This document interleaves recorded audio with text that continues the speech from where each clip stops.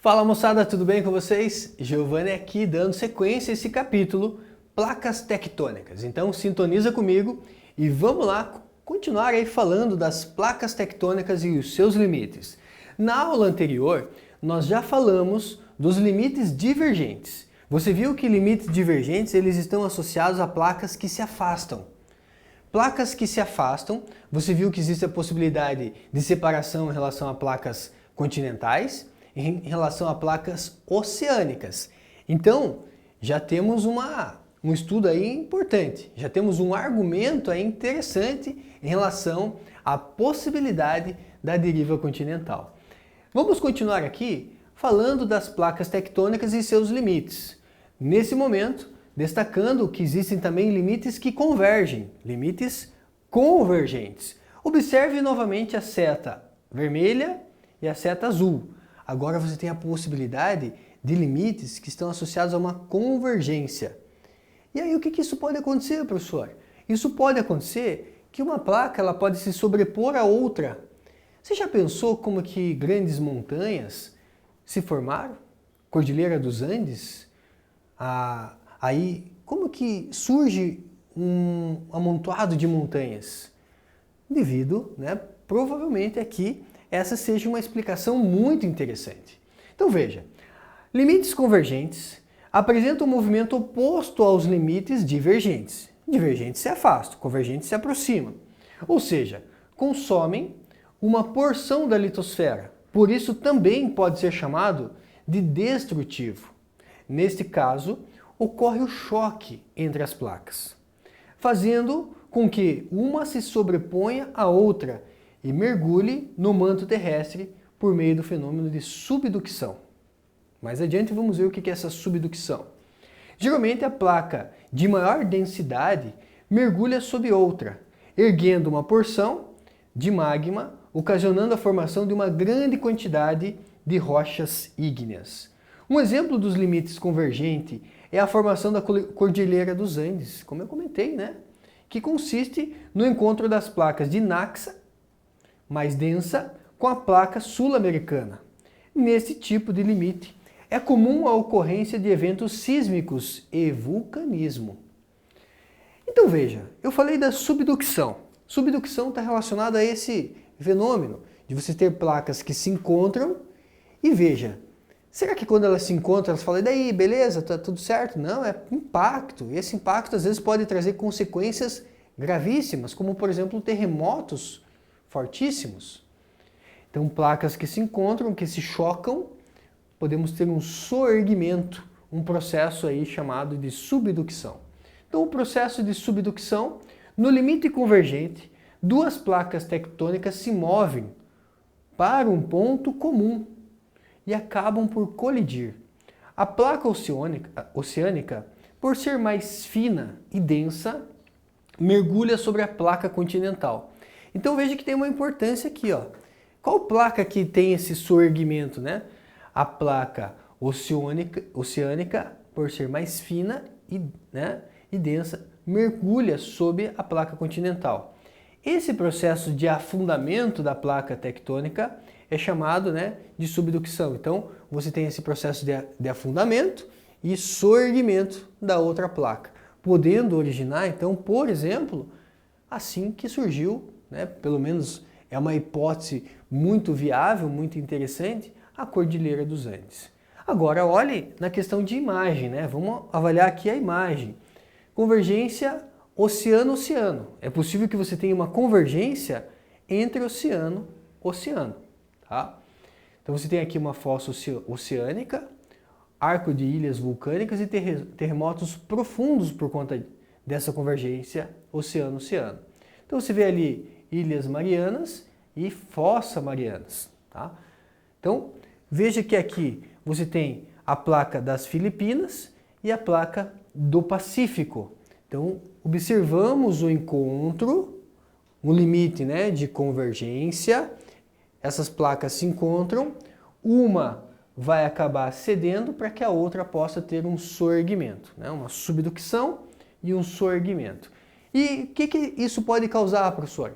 Bom, isso pode causar formação de ilhas. Como que surge uma ilha, por exemplo? Pode ser um surgimento aqui de uma camada, né, ali de rocha. E terremotos profundos. Esses terremotos que acontecem em regiões oceânicas, eles ainda podem trazer como consequência, por exemplo, o que nós chamamos de tsunamis. Podem gerar ondas gigantescas de água que podem vir em direção ao continente. Ah, professor, então é assim que surge um tsunami? Exatamente. Tá? Não só assim, mas temos aqui um dos fatores pelos quais podemos aí ter a origem de um tsunami. Já que tsunami é o quê? É você ter uma grande quantidade de água vindo em direção ao continente. E como que essas grandes ondas são formadas? Daqui um exemplo. Você acha que esse surgimento aqui vai gerar grandes ondas? Provavelmente sim. Beleza? Vimos então o limite de convergência oceano-oceano. Temos ainda o limite de convergência oceano-continente. Então agora oceano-continente. Então veja que você tem a placa de Nazca, né, aqui na fossa Peru-Chile, e temos aqui a placa sul-americana.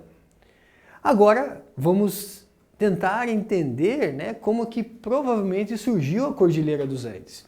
Então você tem aqui um cinturão de montanhas oceânicas, montanhas dobradas, e terremotos profundos também por conta desse limite de convergência oceano-continente.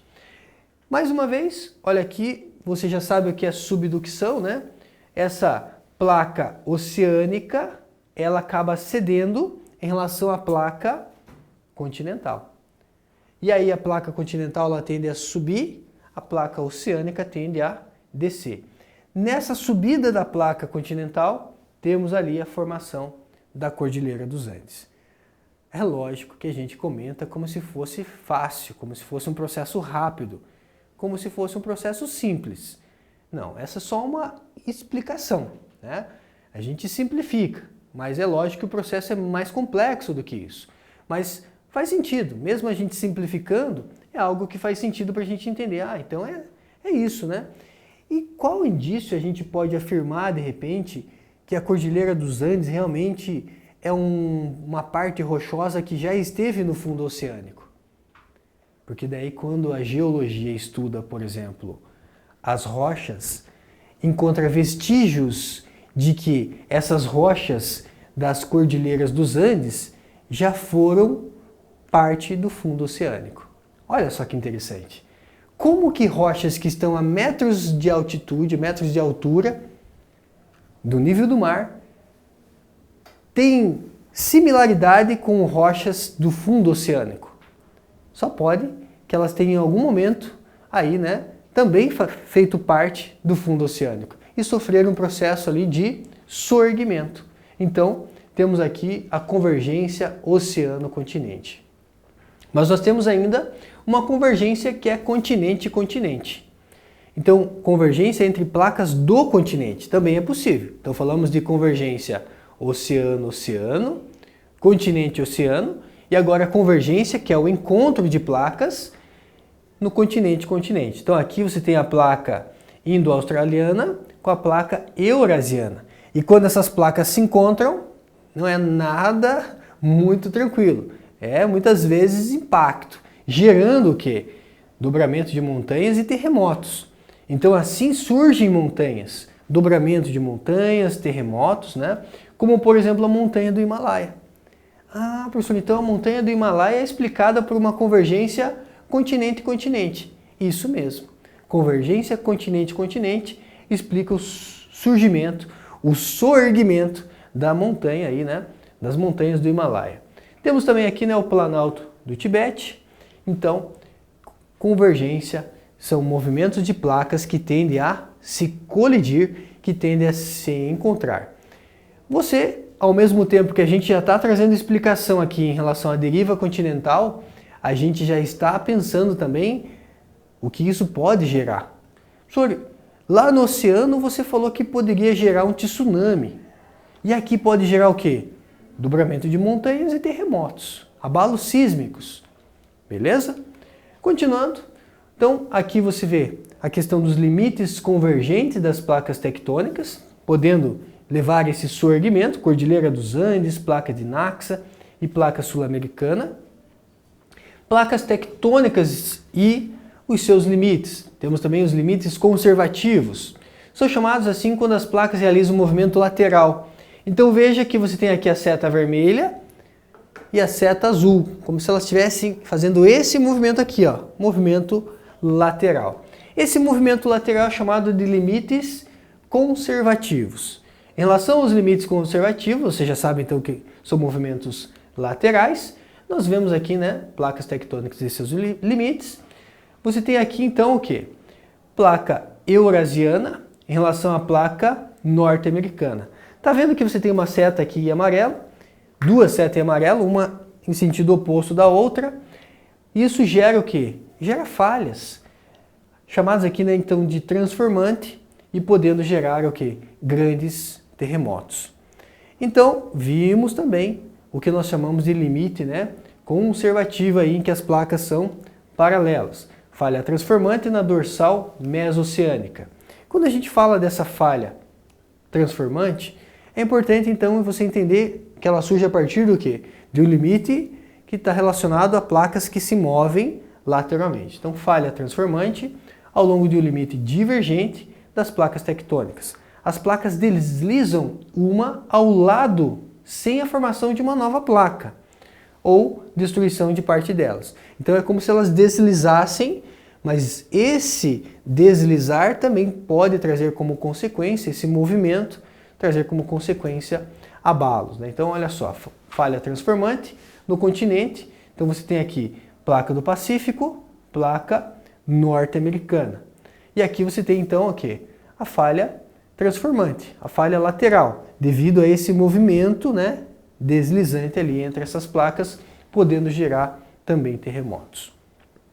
Em relação ainda, né, à distribuição geográfica, preparando vocês agora, e aí na próxima aula a gente vai falar mais um pouquinho em relação a terremotos, a distribuição geográfica dos terremotos. A maioria dos terremotos acontece em regiões localizadas em bordas, então, das placas tectônicas.